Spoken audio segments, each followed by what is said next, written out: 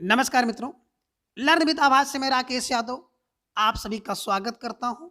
आज हम आदिकाल का नामकरण करने वाले प्रमुख विद्वानों को ट्रिक से जानेंगे, क्योंकि यहाँ से जितनी भी हिंदी से संबंधित परीक्षाएं हैं, टीजीटी, पीजीटी, नेट, जेआरएफ आदि सभी परीक्षाओं में एक प्रश्न जरूर पूछा जाता है।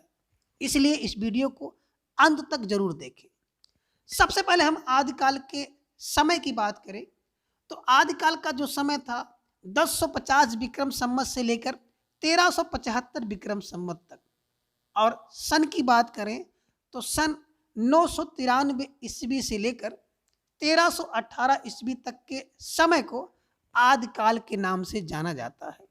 अर्थात आदिकाल जो है राजा मुंज और भोज के समय से लेकर अंतिम राजा हमीर देव के पीछे तक माना जाता है। अब आगे हम आदि काल के नामकरण करने वाले प्रमुख विद्वानों को और उनके द्वारा दिए गए नाम को ट्रिक से जानेंगे, क्योंकि सभी प्रकार की परीक्षा में यहाँ से प्रश्न जरूर पूछा जाता है। अब आगे हम विद्वान और उनके द्वारा किए गए नामकरण को ट्रिक से जानेंगे, और इस ट्रिक का उद्देश्य केवल आपको स्मरण कराना या बोध कराना है, किसी की भावनाओं को ठेस पहुंचाना नहीं है। तो देखें मित्रों, अब सबसे पहले हजारी प्रसाद द्विवेदी जी की चर्चा करें तो हजारी प्रसाद द्विवेदी जी ने हिंदी साहित्य के विभाजन का जो पहला काल था उस काल को आदिकाल कहा। हजारी प्रसाद द्विवेदी आदिकाल कैसे याद करेंगे? हजारी को कह देंगे हजार की और आदि को कह देंगे आदि, यानी कि जिसकी गिनती करते समय जब कोई संख्या हजार में होती है तो हम उसको कहते हैं आदि। आदि यानी कि 1 2 3 4 5, इसके बाद कहते हैं आदि। तो इसी प्रकार से हजार से हो गया हजारी प्रसाद द्विवेदी और आदि से हो गया आदिकाल। दूसरा है रामचंद्र शुक्ल, और इन्होंने क्या कहा आदिकाल को? इन्होंने कहा वीर गाथा काल। तो रामचंद्र जी की वीर गाथा रामायण में दिखाई गई है, बतलाई गई है। इस ट्रिक से आप इसको याद कर सकते हैं। तो रामचंद्र से हो गया रामचंद्र शुक्ल और वीर गाथा से हो गया वीर गाथा काल, कभी नहीं भूलेगा। अब आगे हैं महावीर प्रसाद द्विवेदी बीज बपन काल। तो महावीर प्रसाद से हो गया महावीर और बीज बपन से हो गया बचपन। तो महावीर बचपन में ही वीर थे। महावीर कौन है? हनुमान जी। बचपन में क्या किए थे? सूर्य जी को क्या किए थे? निगल गए थे। तो इससे आपकी ट्रिक बन गई कि महावीर बचपन से ही वीर थे। तो महावीर से हो गया महावीर प्रसाद द्विवेदी और बचपन से हो गया बीज बपन काल। और अगले आपके विद्वान हैं राम कुमार वर्मा जी। राम कुमार वर्मा जी ने क्या कहा? संधि काल और चारण काल। तो ट्रिक हमारी क्या बनेगी? राम के कुमार कहाँ युद्ध में क्या करते थे? संधि। चारण चा से हो गया और रण माने युद्ध।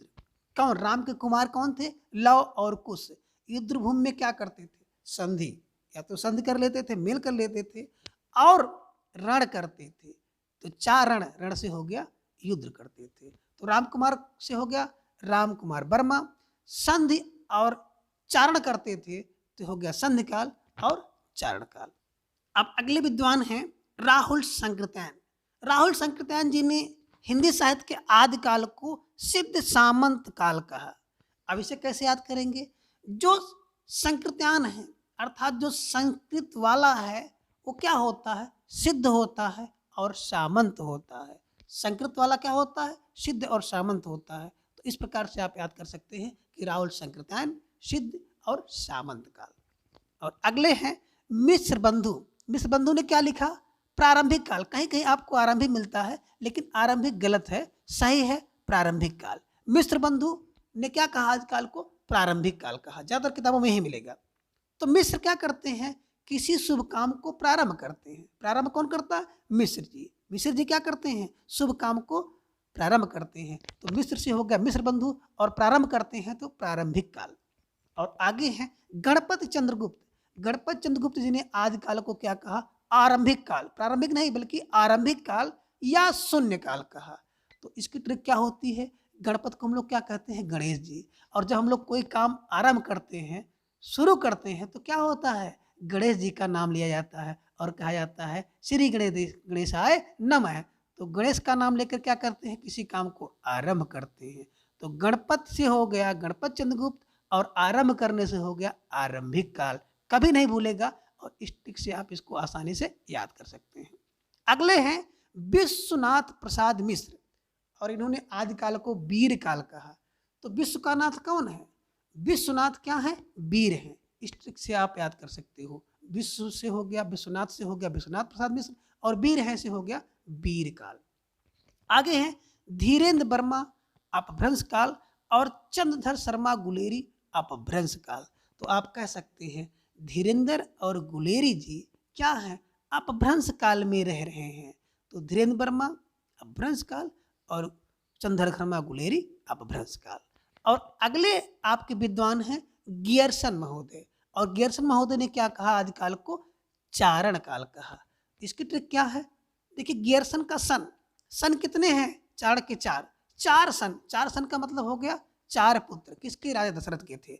तो गियर्सन से सन से हो गया गियर्सन और चार से हो गया चारण काल। तो गियर्सन ने क्या कहा? आदिकाल को चारण काल कहा। अब आगे हैं पृथ्वीनाथ कमल कुलश्रेष्ठ, इन्होंने आदिकाल को अंधकार काल कहा। अब इसे कैसे याद करेंगे? तो पृथ्वीनाथ कमल कुलश्रेष्ठ को हम लोग कहेंगे कमल और अंधकार काल को कहेंगे अंधकार। तो कमल क्या होता है? अंधकार में मुरझा जाता है। इस ट्रिक से आप याद कर सकते हैं। कमल अंधकार में मुरझा जाता है तो कमल से हो गया पृथ्वीनाथ कमल कुलश्रेष्ठ, अंधकार में मुरझा जाता है इससे होगा अंधकार काल। रामशंकर शुक्ल ने आदिकाल को जय काव्य काल कहा। इसे कैसे याद करेंगे? तो रामशंकर से हो गया राम और शंकर की, जय काव्य से हो गया जयकार हो रही थी। कब? जब प्रभु श्री रामचंद्र जी और रावण के बीच में युद्ध हो रहा था तो राम की और शंकर की जयकार हो रही थी, अर्थात राम जी के पक्ष में जय श्री राम हो रहा था और उधर रावण के पक्ष में जय शंकर हो रहा था। तो इस ट्रिक से आप इसे आसानी से याद कर सकते हैं कि रामशंकर शुक्ल जय काव्य काल। और अगला है राम खिलावर पांडे। तो राम खिलावर पांडे जी ने आदिकाल को संक्रमण काल कहा और हरिश्चंद्र वर्मा जी ने भी आदिकाल को संक्रमण काल कहा। तो आप इसकी ट्रिक इस प्रकार से बना सकते हैं कि राम खिलावन और हरिश्चंद्र को संक्रमण है तो राम खिलावन और हरिश्चंद्र को संक्रमण से है तो राम खिलावन पांडे और हरिश्चंद्र संक्रमण है से हो गया संक्रमण काल। और अगले जो लेखक हैं मोहन अवस्थी और सुमन राजे। तो मोहन अवस्थी और सुमन राजे ने आदिकाल को आधार काल कहा। अब इसकी ट्रिक क्या है? तो आप कह सकते हैं कि मोहन का आधार सुमन है, अर्थात मोहन का आधार जो है वो फूल है। तो मोहन से हो गया मोहन अवस्थी, आधार से हो गया आधार काल और सुमन है से सुमन राजे, अर्थात मोहन अवस्थी और सुमन राजे ने आदिकाल को आधार काल कहा। आगे देखें शंभुनाथ सिंह और शंभुनाथ सिंह ने क्या कहा? आदिकाल को प्राचीन काल कहा। तो शंभुनाथ क्या है?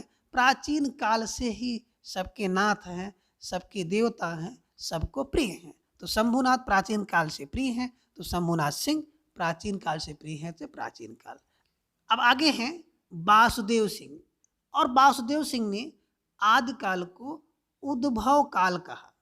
इसकी ट्रिक क्या है कि वासुदेव के घर श्री कृष्ण जी का उद्भव हुआ तो वासुदेव से हो गया वासुदेव सिंह, उद्भव से हो गया उद्भव काल। अब आगे देखें राम प्रसाद मिश्र जी ने आदिकाल को संक्रांति काल कहा। तो ट्रिक बनेगी राम प्रसाद मिश्र को हम लोग कहेंगे राम प्रसाद बिस्मिल और संक्रांति को कहेंगे हम लोग क्रांति के नेता। तो क्या हुआ? राम प्रसाद बिस्मिल क्रांति के नेता थे तो राम प्रसाद बिस्मिल से हो गया राम प्रसाद मिश्र और क्रांति के नेता से हो गया संक्रांति काल।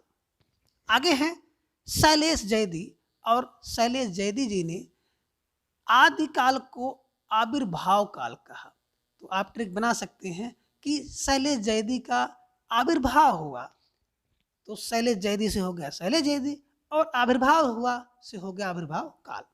आगे है हरीश और हरीश ने उत्तर अपभ्रंश काल कहा।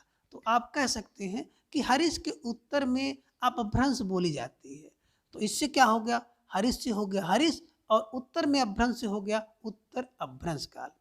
आगे है बच्चन सिंह और बच्चन सिंह ने अपभ्रंश काल और जातीय साहित्य का उदय कहा।